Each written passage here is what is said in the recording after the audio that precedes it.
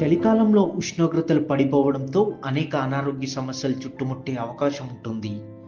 చలికాలంలో గర్భిణీలు తమ ఆరోగ్యంపై ప్రత్యేక శ్రద్ధ చూపించాలి. చలికాలంలో గర్భిణీలు తీసుకోవాల్సిన జాగ్రత్తలను స్త్రీ వైద్య నిపుణురాలు డాక్టర్ రాధారాణి వివరించారు.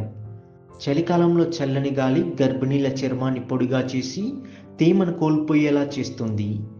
శరీరానికి తరచు లోషన్లు, క్రీములు వంటివి రాసుకోవాలి. దీంతో చర్మం పొడిబారకుండా తేమగా ఉంటుంది.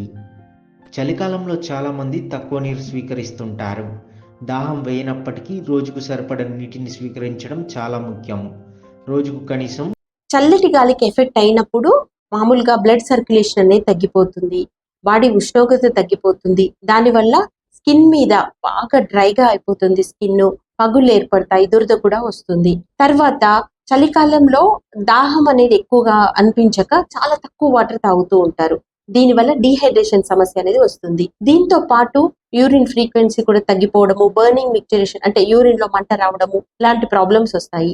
దీన్ని నెగ్లెక్ట్ చేసినప్పుడు యూరిన్ ఇన్ఫెక్షన్ అనేది కూడా ఎక్కువ అవుతుంది. అంతేకాకుండా చలికాలంలో ఎక్కువగా గదులకే పరిమితం అయిపోయి ఎక్సర్సైజ్ కూడా చేయకుండా ఉండడం వల్ల, చల్లదనం వల్ల జాయింట్స్ స్టిఫ్ అయిపోవడము, మజిల్స్ కూడా స్టిఫ్ అయిపోవడము అనేది సంభవిస్తుంది. సో దీంతో దానివల్ల బాడీ పెయిన్స్ రావడము, తర్వాత బాడీకి యాక్టివిటీ లేకపోవడం వల్ల ఆకలి తగ్గిపోవడం లాంటి సమస్యలు కూడా వస్తాయి. సో ఈ చలికాలం నుంచి ఏ విధంగా రక్షణ తీసుకోవాలి అంటే, మొదటగా చలికాలంలో వాటర్ అనేది వామ్ వాటర్ తీసుకోవడం, ఫ్రీక్వెంట్ గా తీసుకోవాలి. అంటే దాహం వేసినా వేయకుండా శరీరానికి జీవక్రియల కోసం కనీస వాటర్ మినిమం 3 లీటర్ల వరకు గర్భిణీ స్త్రీలు అయితే తీసుకోవాల్సి వస్తుంది. తర్వాత స్కిన్ ప్రాబ్లమ్స్ రాకుండా మాయిశ్చరైజర్ రొటీన్ గా రాసుకోవడము, తర్వాత ఎక్సర్సైజ్ బాడీ కోసం కావాల్సిన నడక కానీ, మినిమం స్ట్రెచ్ అప్స్ కానీ, వ్యాయామాలు కానీ, కొంచెం గది ఉష్ణోగ్రత దగ్గర చేయడము, లేదా అవుట్ సైడ్ వాకింగ్, కొంచెం ఎండ వచ్చిన తర్వాత వాకింగ్ చేసినట్లయితే శరీరానికి కావాల్సిన విటమిన్ డి కూడా లభిస్తుంది. చలికాలంలో బాడీకి సరైన విధంగా ఉష్ణోగ్రత వచ్చేటట్టుగా స్వెటర్స్ వేసుకోవడము, బయటికి వెళ్ళినప్పుడు మఫ్లర్స్, స్వెటర్స్ లాంటివి వాడడము, క్రౌడెడ్ ప్లేసెస్ కి గర్భిణీ స్త్రీలు అవాయిడ్ చేయడము చేయాలి. ఎందుకు అంటే కోల్డ్ కానీ, కాఫ్ కానీ వైరల్ ద్వారా ఒకరి నుంచి ఒకరికి గాలి ద్వారా సంక్రమించే వ్యాధులు. సో వీటి నుంచి ప్రొటెక్షన్ తీసుకోవాల్సి వస్తుంది.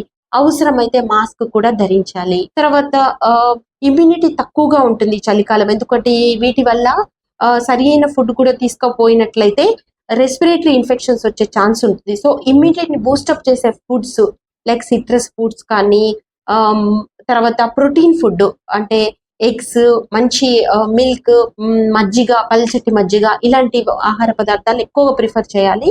బ్రీతింగ్ ఎక్సర్సైజెస్ కూడా చేసుకోవాలి, ఎందుకంటే అది మన లంగ్ కెపాసిటీని పెంచి బ్రీతింగ్ కరెక్ట్ గా ఉన్నట్లయితే రెస్పిరేటరీ సిస్టమ్ కూడా నార్మల్ గా ఉంటుంది. ఈ చలికాలంలో ఎక్కువగా అవాయిడ్ చేయాల్సింది డీప్ ఫ్రై చేసిన ఫుడ్స్ కానీ, మసాలా ఫుడ్స్ కానీ, వేపుళ్ళు, తర్వాత తొందరగా అరిగేటువంటి ప్రాసెస్డ్ ఫుడ్స్, బయట స్టోర్ చేసినటువంటి ఫుడ్, యాక్చువల్ గా బయట ఫుడ్ నే అవాయిడ్ చేయాలి. ఆకలి అయినప్పుడు ఇంట్లోనే హోమ్ కుక్డ్ ఫుడ్ విత్ ఆరోగ్యకరమైనటువంటి ఆయిల్స్ తోటి తీసుకోవాల్సి వస్తుంది. నూనె పదార్థాలు, మసాలాలు, వేపుళ్ళు అండ్ బయట ఐస్ క్రీమ్లు ఇలాంటివి మటుకు ఖచ్చితంగా వీళ్ళు అవాయిడ్ చేయాల్సి వస్తుంది.